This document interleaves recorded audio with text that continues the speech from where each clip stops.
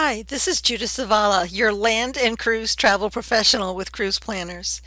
This video is of my private tour with Willy Vinton, the manager of the Fountainhead Antique Auto Museum in Fairbanks, Alaska.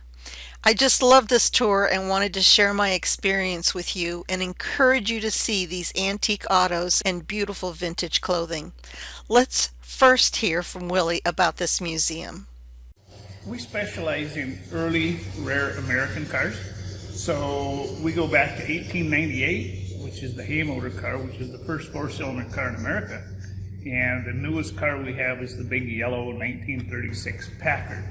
All of our cars in the collection, except for three, run, drive, and get driven. So it's a fabulous collection. This is a huge museum with tons of cars for you to see.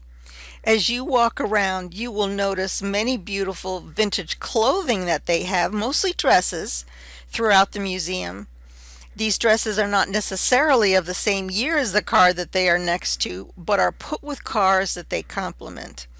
There are over 1,000 pieces of clothing that are periodically rotated into the museum. Of the earliest cars, the first thing you will notice is that they don't start out with steering wheels. They actually had levers that controlled the cars. Another thing to mention is that the driver wasn't always even in the front seat. In some vehicles, they were in the back seat of the cars. This is a car run on steam, the 1901 Rochester from Rochester, New York. Did you know early steam engine cars could take up to 30 minutes to start? By the time quick-firing boilers came around, more efficient gasoline engines dominated the market. Believe it or not, in 1903, electric cars outnumbered gasoline cars. There were even battery recharging stations all over large cities to recharge these cars. Here is a 1903 Columbia Mark 19 electric Surrey used as a taxi or family car. It could travel up to 40 miles with a top speed of 12 miles per hour. Unlike my Prius, the batteries in this car could be replaced throughout the day from a stash of batteries in the back of the car's charging rack, so it could be run all day. This 1912 Roush & Lang was a luxury electric car that particularly appealed to wealthy women. There is even a crystal vase near the door for flowers, which you can't actually see in my pictures, but you sure can see how luxurious the interior is. The driver is on the left side in the back of the car with the lever, also known as a tiller bar, and the seats in the front face the driver for easy conversation.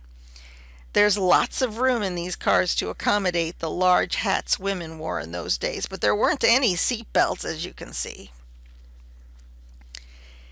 The 1917 Owen Magnetic was the most expensive U.S. car at this time, which added to its demise along with the complexity of operating the advanced technology of this gasoline engine car. This car sold for between $3,150 and $6,000.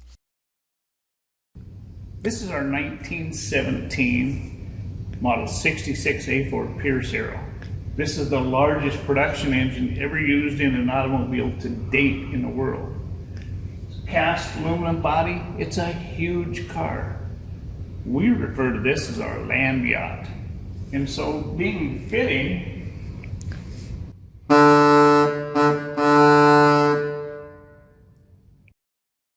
here are some of the beautiful dresses I saw at the museum. There are many more that you can see while you are there. The special treat I had was to be able to sit in one of their cars.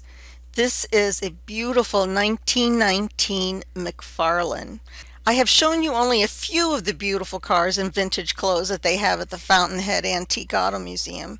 To see more, go to Fairbanks and explore for yourself, either with a docent or an audio recording that will take you around this awesome museum.